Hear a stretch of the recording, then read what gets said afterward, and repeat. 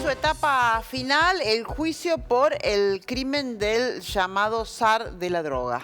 Claudio Torres, quien fue acribillado cuando llegaba a su vivienda de la calle La Prida del barrio Alberdi, tras recibir una ráfaga de tiros en un crimen sin precedentes y que fue investigado por el fiscal Moine, quien llegó a la conclusión, o al menos a la fuerte hipótesis, de que a Claudio Torres lo habían mandado a matar por desavenencias que había tenido con el resto de los integrantes de una banda que él lideraba y que se dedicaba a la comercialización, a la distribución de estupefacientes. Pero además Moine había sostenido, de acuerdo a las pruebas que él había recolectado y a los indicios que tenía, de que este crimen había sido un crimen por encargos, y aparecía aquí en Río Cuarto, y podríamos decir que casi como una cuestión inédita, la figura del sicariato, de la contratación de una persona para darle muerte a otra. Este juicio por el crimen de Claudio Torres comenzó el 19 de noviembre. Hoy se conoció el alegato del fiscal de Cámara, del fiscal Julio Rivero, quien se extendió durante más de 2 horas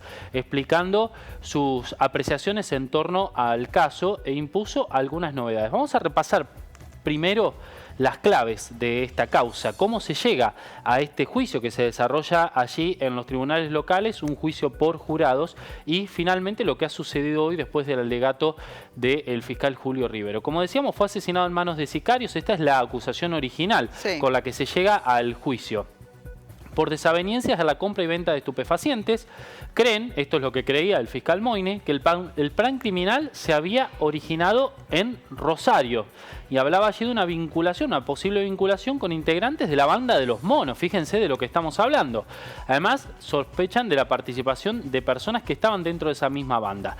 ¿Quiénes eran los acusados de haberle dado muerte a Claudio Torres y que de hecho se encuentran todavía en el banquillo de los acusados? Cristian Ortiz, Jonathan Palacios, Mariano Rivarola. Estos 3 formaban parte de la banda de Claudio Torres, y Néstor Robledo, que era señalado como el presunto sicario contratado, un hombre con domicilio en la ciudad de Rosario, con antecedentes vinculados al narcotráfico, y a quien se lo señalaba como ese puente con la banda de los monos.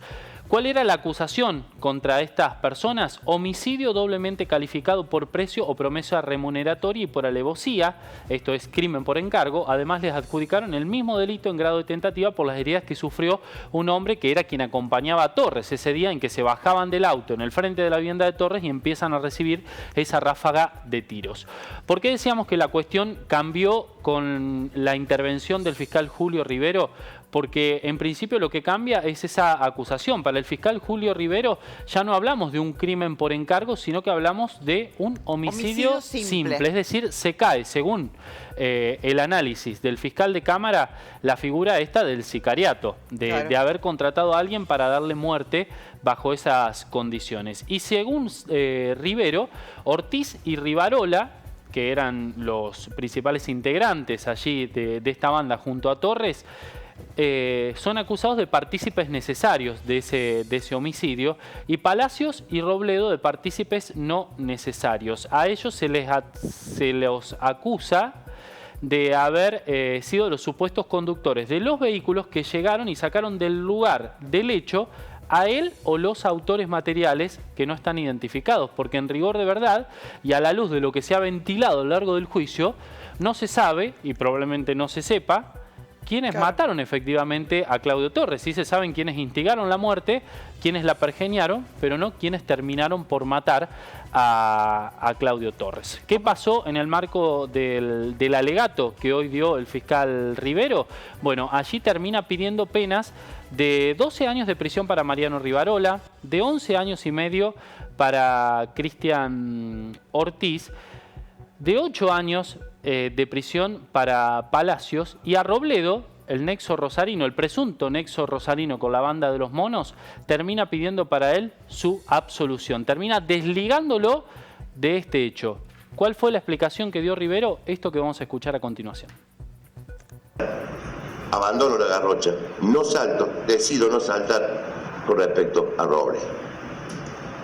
Que Robledo sea rosarino, que se registrarían algunas comunicaciones que impactan en una antena de Pueblo Ester con estas personas que ya he mencionado, que después del hecho haya registrado domicilio en Olver, que a una línea noble y un familiar impacte en una antena en Río Cuarto, que haya sido condenado por narcotraficante.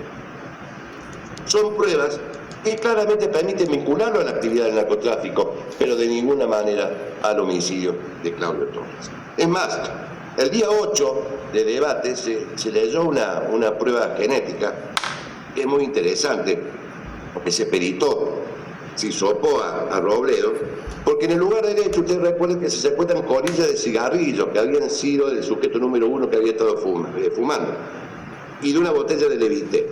Estas fueron analizadas por genética forense, que terminan excluyendo a Robledo.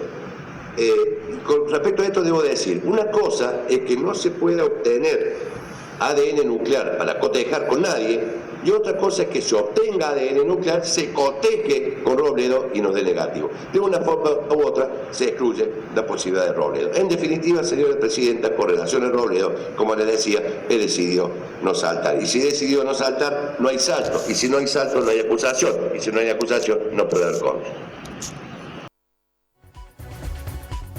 Bueno, esto es lo que el fiscal decía hace instante, y ahora ¿cómo sigue esto?